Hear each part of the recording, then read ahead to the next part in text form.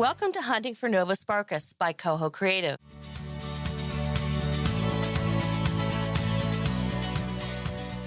Welcome back. I'm Ellen Craven. Hi, everyone. I'm Lane Remke.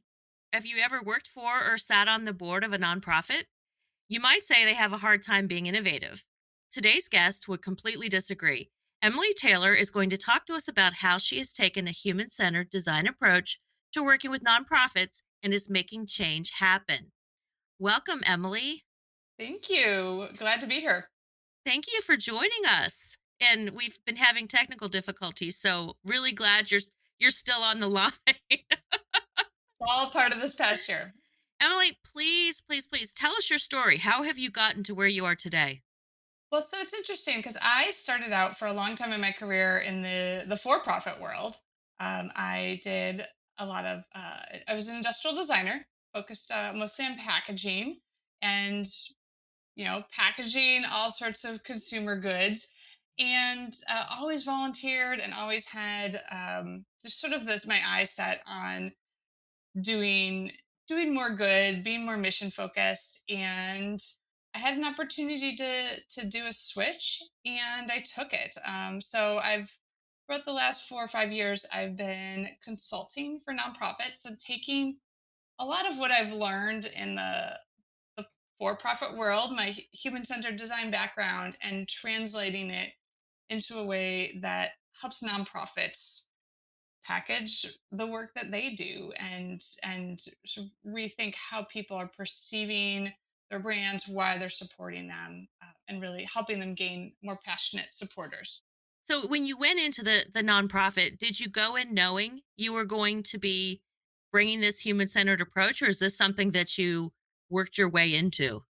I've actually it's almost the reverse. So I started knowing I wanted to bring a human-centered approach to nonprofits. It's been something nonprofits have been talking a lot about because they are so people focused, and all the work revolves around people.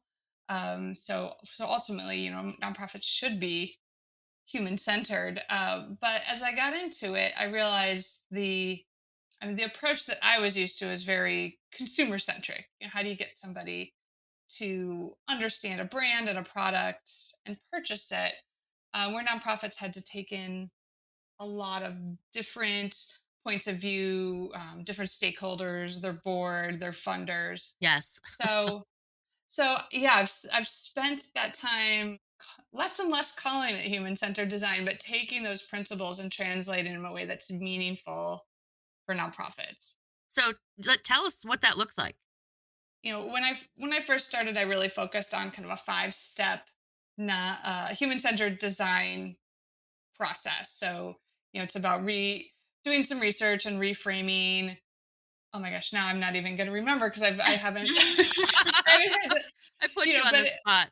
but it involves like pulling different stakeholders together and coming up with creative solutions for your challenges, and then prototyping and testing them. And so as I've gone through, for nonprofits, risk is a big deal, and so I've had to change it around a little bit, not necessarily the process but the way I talk about it, because um, testing is like a forbidden word in the Yeah. nonprofit space. And it costs Um, money. yeah, and taking a step back and doing research before you identify the problem can really seem like it's a big barrier because of cost and resources. Yep. So I focus on 4 principles with the work that I do, and one is listening and really trying, doing that is the research, that is the design research. Finding different ways to interview or survey your stakeholders so that you can really try to better understand the problem you're trying to solve.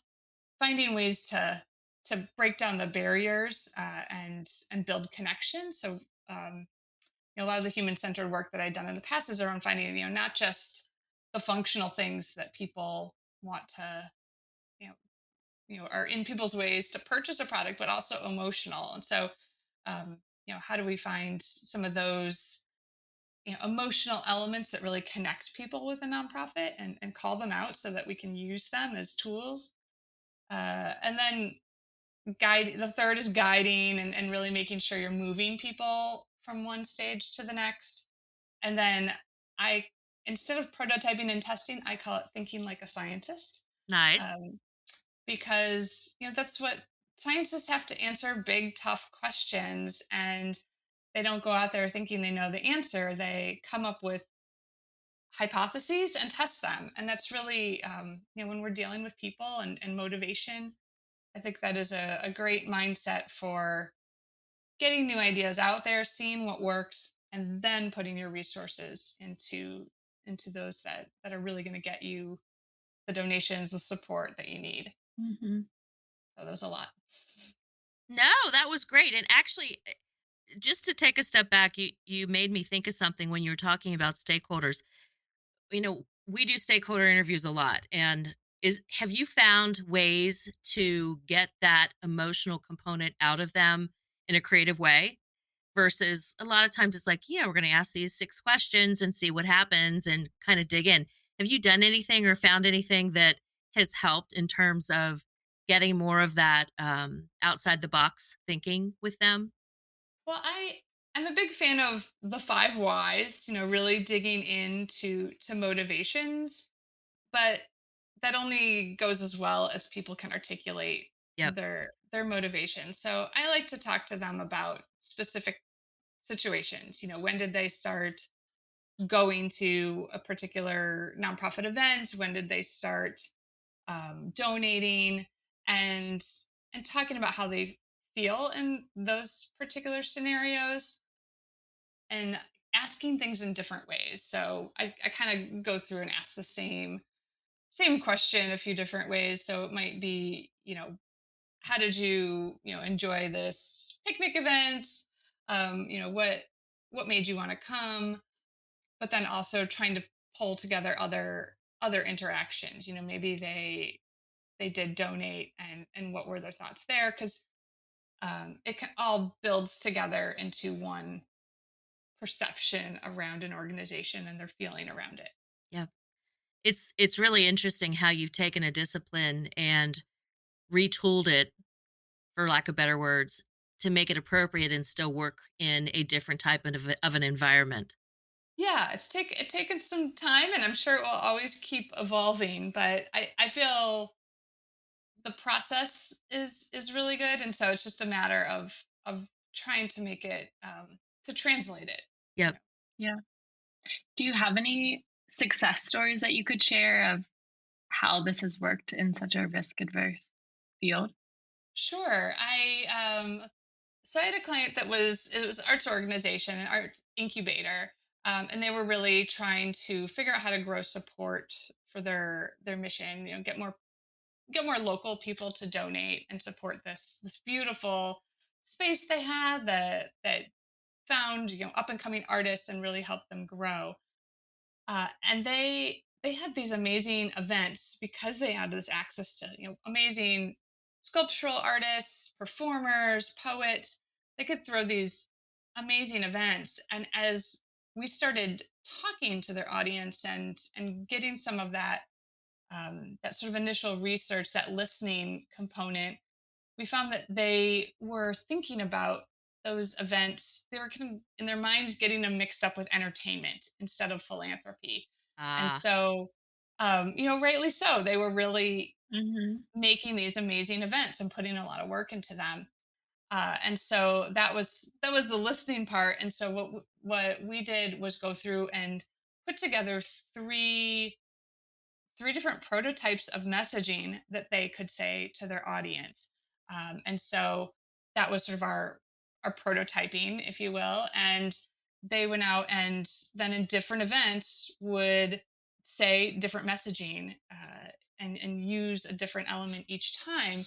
And in doing so, they were able to develop a message, a winning message that they could then talk to people about what they did behind the scenes. What would they do with donations that came in? What was the history of the space? And why was it important to this community? And so they tested those and were able to pull it together to create, as I mentioned, a winning message, that they can now use ongoing for their events to help bring people from entertainment to philanthropy. I think that's really interesting because you were able, and maybe this is something that's like specific to the nonprofit, but you were able to like research and test it live, because it's kind of like you had everything to win, not that much to lose. So you were able to go out and test it at these actual events. Yeah, and I think the key was to really identify the problem. Like people weren't, it wasn't that they didn't care, they just didn't, they weren't thinking about philanthropy at a time when they were having a lot of fun and drinking Yeah. wine. And Watching a cool show. Yeah. so they needed to be guided to that stage of engagement. What's actually nice about that too is that you just did it. It wasn't a Hmm. big, complicated, overthought process. It's about talking to the consumer, the customer, the donor about what is resonating with them most. So it's really nice to actually see that because I know, and I actually have sat on the board of a couple nonprofits, and a lot of times it's really just getting the group to say yes, let's try something and let's just go do and see what people say. And sometimes that's the biggest hurdle. So that was great that you're able to do it, and what a perfect situation to be able to do it in, because it's Yeah. appropriate, it's relevant. Yeah, and it's pretty low cost for them. They just have to come up with the concepts Yeah. and do it. Yeah, and a lot of times you can get an agency to help you with that. Yes. Well, that was part. I do coaching programs, and so that was part of me helping teach them the process of doing this, so that they could test it out themselves. Nice. Have you always considered yourself innovative or an innovator? Maybe not exactly in those words, but I would say yes. I've always been a creative thinker, and so I like to see what isn't working and then think about it in a ton of different ways. I really like, I think in college I heard of this term functional fixedness, and how people often see things as one thing and what it was meant for. And I have loved to always challenge that and say, well, what if it was, a hat, Yep. or Yep. a cup, and sort of so rethinking things for what they could be versus what they are. I don't know where that came from, but I've always enjoyed doing that. I think this idea of functional fixedness, it's, I've never heard this term before, but I think it's really interesting to think about innovation that way because a lot of times I feel like innovators are thinking about unsolved challenges or like future problems where they have to come up with something so new and so different, but really maybe the solution is right there in front of you or the materials are right there in front of you and you just have to think about them in a different way. Yeah, I love that idea, because I think this idea that everything has to be new and different gets it gets hard, and you don't know if it'll work, and it can be kind of draining. But I always I always emphasize with my clients that sometimes you just need to bring in what seems like a new thing. So for instance, with this past year, I heard a lot about clients losing email lists or email followers, because as the pandemic went on, people just got tired of, they really had time to sort through their email inbox and just focus on what matters. And it was a really great time to go back to mail and direct mail and connect with people, because they weren't getting as many ads.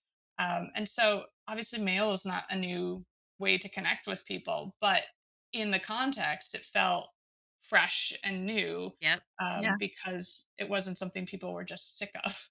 That's We really interesting. Ellen's probably going to say what I'm about to say, but we've seen a cross category return to like older, simpler methods because people are connecting in those more authentic ways that we used to do years ago. we actually just received what I thought was a handwritten letter, and after further inspection, it wasn't. But it made me take notice, and it was from like a window place, and it looked like it was handwritten, and I couldn't figure out how they did it, but it was computer generated, but it totally, and I read it because of that. So there's definitely something about that. It's not something Hmm. that you're used to. And definitely will admit that I was one of the people that, like, every couple weeks would go through and say, unsubscribe, unsubscribe, because it's like, it's not worth it. It's just too much. Too Yeah, your brain much. explodes. Yes, it Yeah. does. And and the functional fixedness piece is interesting too. And that's not a term I had ever heard, but you know, I've seen a lot or participated in a lot of improvisation workshops and or training. And one of the things that I find really impactful is that those types of exercises that force you to think differently. So you have a stick, what could it be? And it's like Mhm. like it could be, I could dig with it, I could use it as a cane. And you have to keep coming up with new ways. You force yourself to do it. And that's not natural for a lot of people. It's hard for them to do that. And some people it's easy. And there's something to me that's interesting because some people just lose that over time. Like most kids are able to do that, and some, it just kind of goes away. They become fixed in the now versus the what could be and or the why.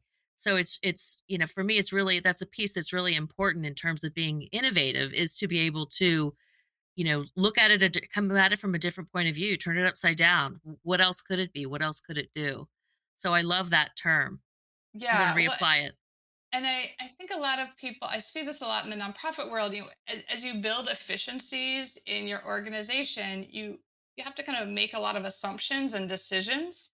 And so, because it adds speed. If you know, okay, we only use email, we only connect with people this way, Yeah. they always donate, by clicking the $50 button, and it makes things fast. But if you keep doing it, we're all humans, and so I think we like things to change. We like things to be a little different because that's connection. And so a lot of times I have to help nonprofits see the assumptions that they're making. Just as an example, I was working with an organization that's a museum, and they sent out a donation campaign and got very little response back, and they got very discouraged. And as I was talking to her about why they felt it wasn't working, and she said, well, we're a museum, we're not an essential nonprofit like a social worker or someone feeding homeless might be. And so she said, well, people just don't think we're as important. And I kind of had to stop her and say, like, do you know that, or is that an assumption that you're making? And she immediately was like, oh, it's totally an assumption, based on just the being in the sector and seeing, what she saw. But that doesn't mean that her audience doesn't care about what they do. And so we came up with a whole list of other reasons they might not have participated in the campaign. And in doing that, we're able to go through and say, like, which ones do you have control over? Because obviously, if they lost their job, like, let's not pester them for money by any means. But there might be people not understanding that you still have expenses even if you're closed, Mhm. or you're still doing awesome work towards your mission even though your doors aren't open. And so helping those donors, like, understand that, uh, can be another way to get there. That's great. I think of that like in the whole functional fixedness of, like, you kind of have to break through and see all the options before you can really decide, before you're just assuming what the function is. Exactly. Yeah. So something I heard you talk about at one point was looking at things from a functional, emotional, and a cultural need standpoint. And that cultural piece to me was really interesting. And can you talk more about how you approach that? What does that mean to you and to what you're working on? Yeah. So those three elements are part of a human-centered design process, and this idea of jobs to be done, and that people have, you know, they have all sorts of needs, and this just helps categorize them a little bit. We know there's functional needs. People need things to be easy. They need to understand them. They have emotional needs. They need to feel connected, and you know, part of something bigger than themselves, wanted. But then cultural, this is something that I just see a lot, especially as we each have our own way of getting information. And so cultural might be something like using words like if you say fossil fuels and you're a sustainability minded organization, culturally people are going to take, greenhouse gases, all those things, like people are going to take those in different ways based on their culture of what they're reading, what their news tells them. um Hmm. and that is definitely, I'm kind of focusing on more of a conservative or liberal culture, but you obviously also have people coming from different backgrounds, different economic levels.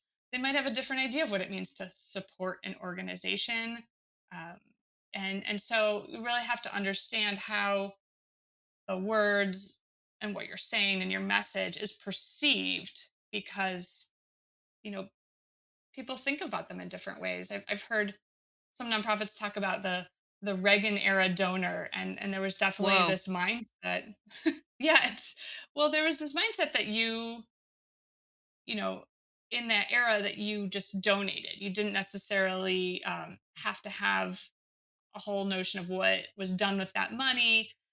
You just, something was important to you and you donated when they asked, and that was just a process. I will say, just as an example, I walked with my father into a free bookstore that's around the corner from me, and I just go in there all the time and take books and drop books off. My dad went in there, picked one book up, and then he like gave the guy a $10 bill, and I was like, I didn't, I didn't understand why he was doing that. I'm like, this is free, Dad. um, and and so I think there's just a different mentality to donating that used to be a lot more cut and dry. Whereas younger donors really want to be part of something. They want to know that they're connecting, that they're helping, and that they're making the best use of the limited funds they have. And so, that can be a generational cultural difference that you just need to figure out how, what sort of stories and information your audience needs, and the who you're focusing on. I also think it's like, what's their motivation? Like, if you're donating because that's what you do, that kind of feels like a self serving motivation. Like, you want to feel good about it. But if you're donating and want to see, well, I could see it both ways. But if you're donating and want to see what happens and actually make a change, that feels like maybe you have a different motivation. Yeah, or, you want to be more involved, Yeah. and take time out of your day to be like, what's really going on? How do we fix this problem? And even, I see a lot with even just donors wanting to participate in some of the solutions. What is what we did before the right solution, or can we lose that functional fixedness and think of something, new solution that might be better. Yeah. That's great. And I will say, from a co-host standpoint, we always are looking functional and emotional, and a lot of the cultural piece comes in through trend work. But I think you're taking it a step further, and that's something that's really interesting, and I think actually makes a lot of sense to be added into when you're really getting into insights and understanding how you need to position something back. It's very, very insightful. Have you ever had a situation where, when you've been working with nonprofits, that you've really been trying to push something forward and had a roadblock or had a big struggle that you just weren't able to overcome, or you were able to overcome, and like what was it that you were able to do to be successful? Um, let's see. I feel like a lot of the challenges are just, you know, getting getting to do enough work to make the change, because a lot of this stuff takes time. Um, let's see. I'm working with a client right now where we're helping to increase routine vaccines with children, so not COVID related. And so far we've done some of the research behind it and interviewing around different states to try to figure out what is keeping people from getting to the doctor, staying up on their routine vaccines.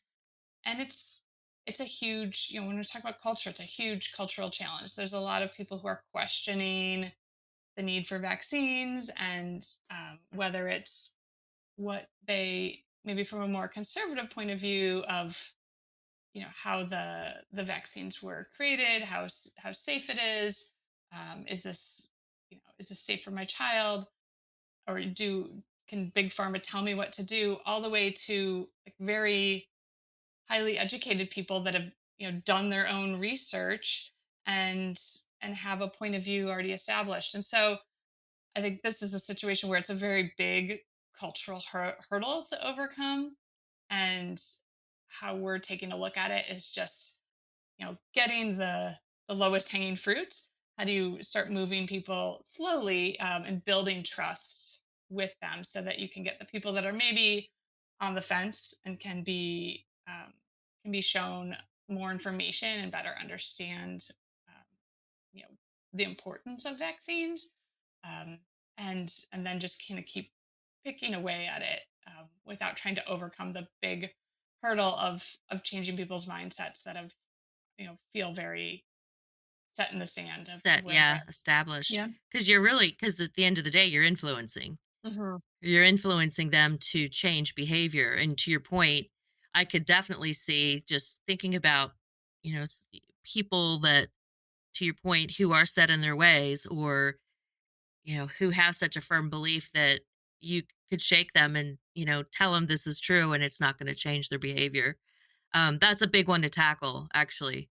Yeah, that was I was very, like, very that's big. impressive because that would be a big one to tackle. Yeah. Yeah, Please I keep guess that's working why on that one that one. came to my mind. No, that's Definitely. great. What would be something you would consider like your greatest success where you've really done something fabulous and you've really been proud about how it turned out? Yeah, well, and I feel like there's always, everything's always these kind of ongoing wins. But one thing that comes to mind is a recent workshop I did, where I was taking people through my process of guiding your audience and really understanding how people perceive your organization and how you build up that understanding. And so with these 80 people, we created a pseudo organization, a pseudo nonprofit, and walked through step by step how that organization could guide its followers towards making a donation, and not expecting them to understand right away, but helping them bit by bit get a little more information, a little more connection. And I was really, really proud. I got the highest review that they'd had for these workshops that they've been doing, and so it was really great. And I think partially we didn't just do a Zoom call. We worked together. We used a whiteboard. We problem solved together, and people were able to participate with ideas. Uh, and again, like that idea of functional fixedness. We just tried to rethink what what a workshop could be virtually, and it went really well, and it was great participation as well. Yeah. That's great. Congrats. Yeah. Have Yeah. you considered taking something like that? So the idea of helping a group of people understand how their organization is being perceived and actually taking it out of nonprofit into the corporate world, that to me seems like something that a lot of corporations could use some help with, because you have your leaders who are driving the boat and everybody else is on board. But I know you've seen all the surveys. They send the survey out and it's like a temperature check, and people may or may not answer them, or they may or may not answer them. Honestly, I just wonder if you've ever considered taking something like that simulation, and doing it on the client or on the corporate side. I haven't. I've spent, like I mentioned, the last couple of years translating this to nonprofit, but I am a big believer in the blurred space between for profit and nonprofit, and because you're seeing it more, you're seeing these B corps, you're seeing social enterprises. There's all different kinds of things that are combining some of that, and it is just making me realize that there's less difference than I originally thought. There's the cultural difference of how you talk about what words you use, testing and consumer, but once you make that translation, the work itself is very similar. And I agree. I think that idea of guiding, and one of the key elements, as I'm doing these guiding coaching programs, that I'm really realizing is that it's about teams working together. Yeah. And that is the same no matter if you're a nonprofit or for profit. You have to, if you're bringing people in through social media, that social media person needs to know how they are bringing those people to make the next step, and how the event planners or whoever comes next is then thinking about how they fit into this bigger puzzle of guiding people to the ultimate goal, which is donating or purchasing a product. Yeah, it's right, there's, exactly. there's definitely differences, but there's a lot of similarities. Yeah. I think your comment about the line like continuing to blur is really interesting because if you think about all the brands having social responsibilities, yeah, and how that's like point of entry these days in a lot of categories, I think that's a really interesting thing to think about. Yeah, well, I find it with my own work, having been in the for-profit space, and I think what happens is when your goal is money, Yeah. it's a little hard to stay focused. You kind of chase the dollars. You don't really know what will work, and so you throw a lot of things out there. But ultimately, whether you're a for-profit or a nonprofit, when you have a mission, it really helps people focus on, okay, we want to be the best car brand out there, whatever it might be. We're going to sell the most beautiful pencils in the world. I'm looking at things in my office. I want Um, beautiful pencils. yeah, and so What about like a whenever, pink calculator? The oh, best Yeah. pink beautiful, calculator. definitely those graphic calculators. And so when you have, like, when everyone can picture the same goal and vision in their mind, it really helps teams align. And I think it gets into that motivation. Why am I doing this? Why am I waking up every day and doing this work? And so I think that's a really great lesson that for profits can take away from nonprofits. Yep. It also forces them to stay honest and genuine. And it kind of wraps back up to what we were talking before about how a lot of consumers today are looking for that social purpose, and it's something that they can care about. And when a company is delivering that in an honest and genuine way, because it does ladder back up to their mission, it's much more believable, and you then get people who are much more willing to buy into it and stay loyal and have that connection, which is really great. Yeah, I think people are very used to being able to know anything they want to know about a company. And so, yeah, that I think that idea of a mission really keeps you honest and focused, so that if someone, finds your article on Wikipedia, it matches back up to what you're saying, what you're doing. Exactly, Yeah. exactly. So you have a magic wand and you're able to impact any industry from an innovation standpoint. What industry would it be to change, to make change happen? I would love to see the social media industry, if that's not too large. Oh, it's Uh, big. yeah, to change. I just think, I've seen a lot of struggle the last year of people being able to have a voice and share comments and give all this feedback. But I think we're losing that sense of community, and I'm trying to think how I would want it to innovate. But I just feel like social media has gotten so disconnected. Everything, you can say stuff without having it be true. Yep. And so I'd really like to see, again, innovation means like we don't necessarily how we're going to get there. I Yep. don't have the Right. solutions, but I would love to see how it becomes more human and builds relationships rather than separates them. That's The great. community's gotten so big, it's no longer It's a no longer a community. community.